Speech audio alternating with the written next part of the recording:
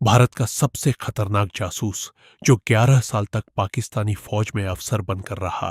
4 मार्च 1979 पाकिस्तान के रावलपिंडी में आई एसआई का हेडक्वार्टर। रात के ठीक 11 बजे एक पाकिस्तानी मेजर अपनी कुर्सी पर बैठा था। सामने मेज पर फाइलों का अंबार था।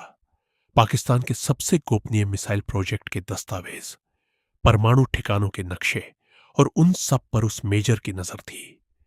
लेकिन उस रात उस मेजर ने जो किया, उसने पाकिस्तान की नींव हिला दी।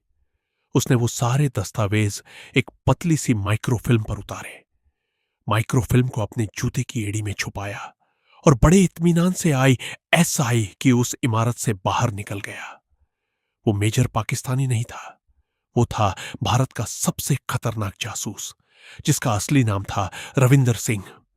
ये कहानी शुरू होती है 1968 से। भारत और पाकिस्तान के बीच 1965 की जंग खत्म हुए 3 साल बीत चुके थे, लेकिन दोनों देशों के बीच तनाव जस का तस था। दिल्ली में रॉ के दफ्तर में एक बैठक चल रही थी। रॉ के चीफ रामेश्वर नाथ काव मेज के सिरे पर बैठे थे। उन्होंने अपने अफसरों से सिर्फ एक सवाल पूछा, हमें एक ऐसा आदमी चाहिए जो पाकिस्तानी लगे, पाकिस्तानी बोले, पाकिस्तानी सोचे और पाकिस्तान की फौज के अंदर से हमें वो बताए जो कोई सैटेलाइट नहीं बता सकती। रॉ के एक जूनियर अफसर ने एक नाम सुझाया, रविंदर सिंह। रविंदर सिंह उस वक्त 26 साल के थे। पंजाब के एक छोटे से गांव से आए थे। उर्दू इतनी साफ बोलते थे कि कोई अंदाजा नहीं लगा सकता था कि वो हिंदुस्तानी है।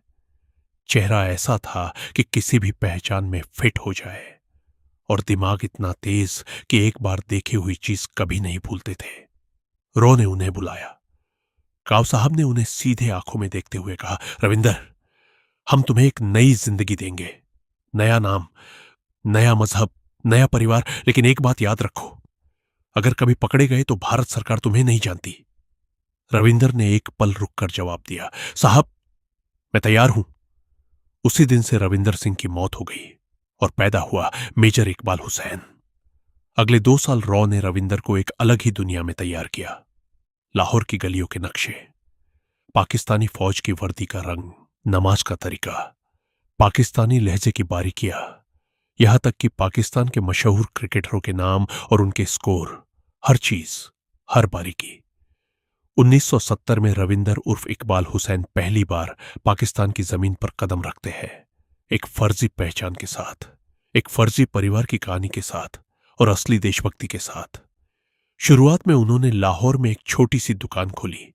धीरे धीरे मोहल्ले में घुले, लोगों से दोस्ती की, मस्जिद में नमाज पढ़ी और महीनों तक बस यही किया।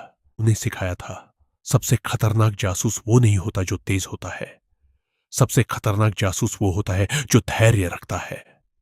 1972 में उन्होंने पाकिस्तानी फौज में दाखिले के लिए अर्जी दी। यह सबसे बड़ा जोखिम था। फौज में भर्ती से पहले हर उम्मीदवार की पूरी जांच होती थी। इकबाल हुसैन पाकिस्तानी फौज में भर्ती हो गए।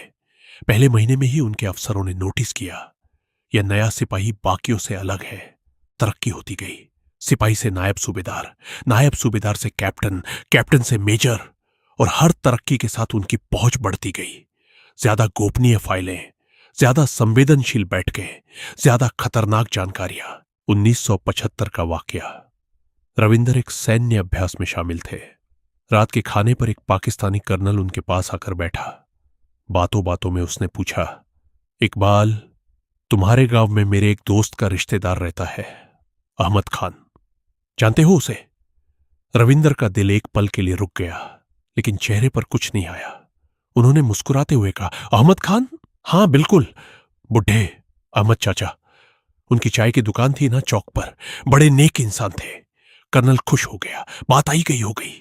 लेकिन उस रात रविंदर को नींद नहीं आई। वो जानते थे इस खेल में एक गलत जवाब मौत थी। 1977 में पाकिस्तान में जनरल जिया उल हक का तख्ता पलट हुआ। इसके बाद पाकिस्तान की फौज में आई एसआई की ताकत कई गुना बढ़ गई। रो ने उन्हें संदेश भेजा, वापस आ जाओ। रविंदर ने जवाब दिया, अभी नहीं, काम अधूरा है। और तभी उन्हें पता चला कि आईएसआई एक नए गोपनीय मिसाइल प्रोजेक्ट पर काम कर रही है। वो प्रोजेक्ट जो भारत के लिए सीधा खतरा था। 4 मार्च 1979। वही रात जब उन्होंने आईएसआई की इमारत से वो दस्तावेज निकाले, जूते की एड़ी में माइक्रोफिल्म, और बाहर निकल गए बिल्कुल इत्मीनान से, जैसे कोई काम नहीं किया हो। वो माइक्रोफिल्म 3 हाथों से होते हुए दिल्ली पहुंची। रॉ के चीफ ने जब उसे देखा तो उनकी आंखें भर आईं। ये वो जानकारी थी जिसे पाने के लिए भारत ने सालों इंतजार किया था। लेकिन खतरा अभी टला नहीं था। आईएसआई को शक हो गया था, कहीं से कोई सुराग मिला था। वो इकबाल हुसैन उर्फ रविंद्र सिंह तक पहुंच रहे थे। रॉ ने तुरंत रविंद्र को आखिरी संदेश भेजा, ऑपरेशन खत्म, अभी निकलो। रविंद्र के पास सिर्फ 48 घंटे थे। उन्होंने अपनी पूरी जिंदगी एक बैग में समेटी, फर्जी पहचान के सारे कागज जलाए और एक अफगान व्यापारी के भेष में पेशावर की तरफ निकल पड़े। पेशावर से काबुल, काबुल से दिल्ली। जब वो दिल्ली के एयरपोर्ट पर उतरे तो रॉ का एक अफसर उनका इंतजार कर रहा था। उसने बस इतना कहा, आपका मिशन पूरा हुआ। रविंद्र ने एक लंबी सांस ली। 11 साल, एक झूठी जिंदगी, हजारों खतरे और एक मकसद, भारत की रक्षा।